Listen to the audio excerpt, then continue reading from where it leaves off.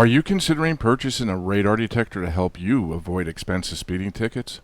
Hi, I'm Radar Roy, a retired cop, certified traffic radar instructor, and in 1996 launched our website radarbusters.com to help people just like you avoid expensive speeding tickets.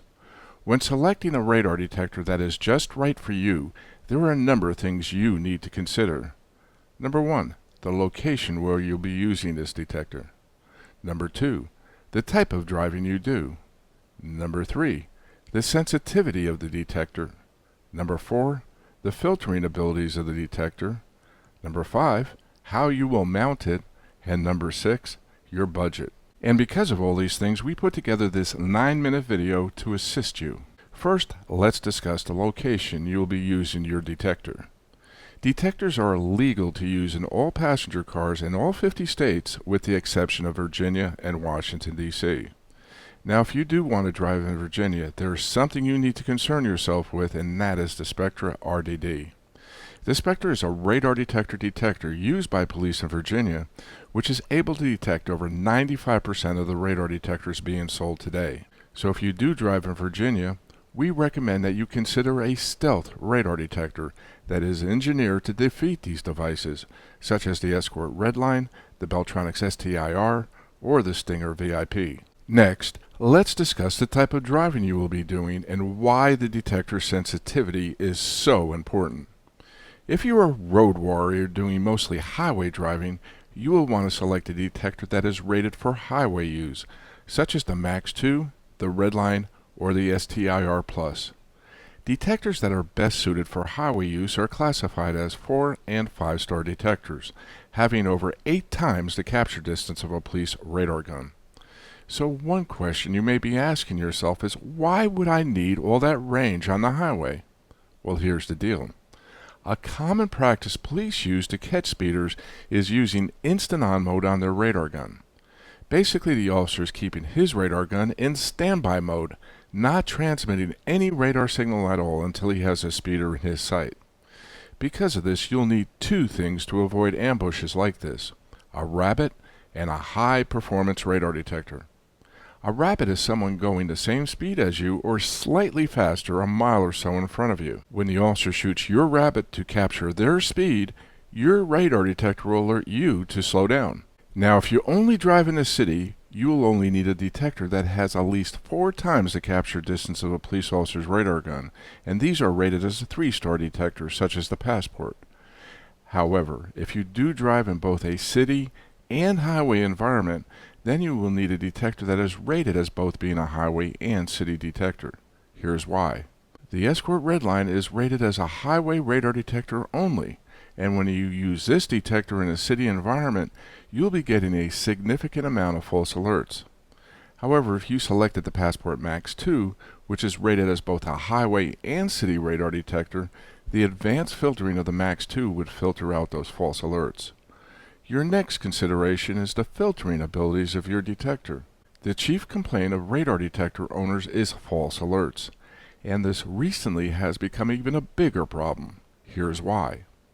Car manufacturers have been installing adaptive cruise control and blind spot monitors in new cars, which operate on the same band police use, K-band. Because of this, most of the radar detectors being sold today are rendered useless because of the overwhelming amount of false alerts they receive.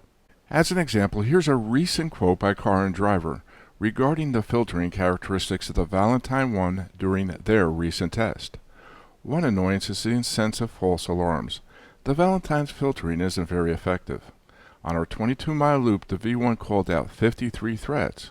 Because of this, determining what is a cop and what is not is left to the driver. And here's a quote from Car and Driver regarding their review of the Passport Max and Max 2. Passport uses a new type of digital signal processing, which can reduce false alarms from some non-police radar sources.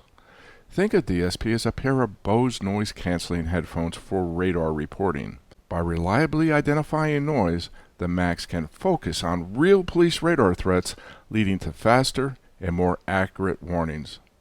Now, the 4 best radar detectors on the market today that have the ability to filter out these types of false alerts are the Stinger VIP, the Passport, the Passport Max, and the Max 2. Now, one question that you might be asking yourself is, what is the difference between the Max and the Max 2?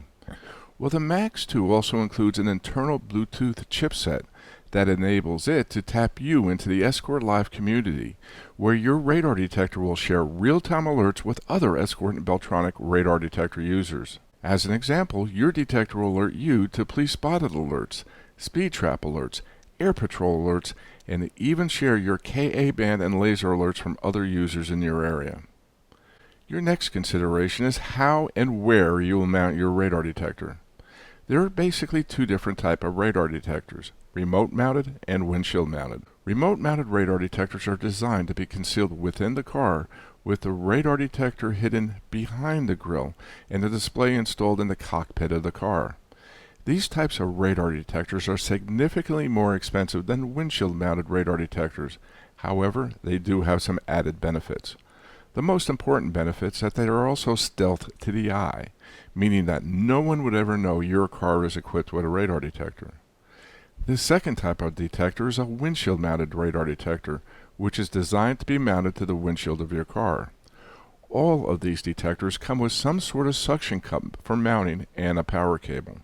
Now, if you're in California, mounting a radar detector to your windshield is illegal.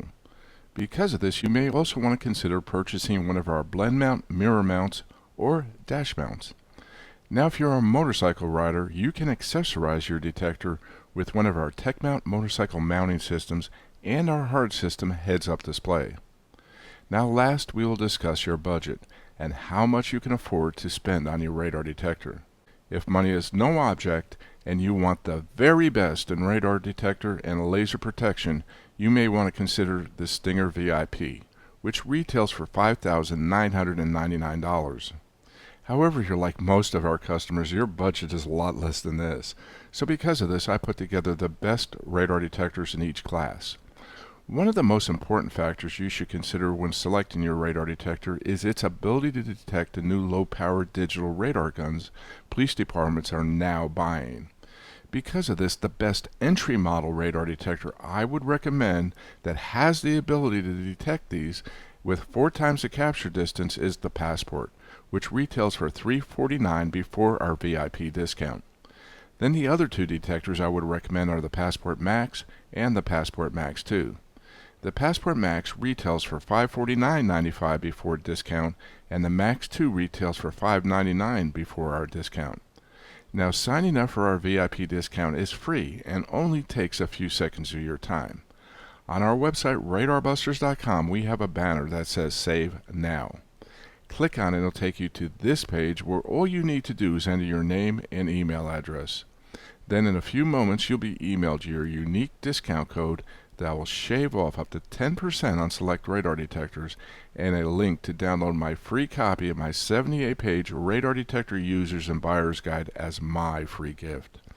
Now, if you do have any comments or questions, you're welcome to contact me 24/7 by emailing me at my personal email address of radarroy@radarbusters.com or calling my office 888-227-8927 Monday through Friday, 8 a.m. to 5 p.m. This is Radar Roy at radarbusters.com. Thank you for watching, and please remember, drive safe, drive smart, but most of all, drive protected.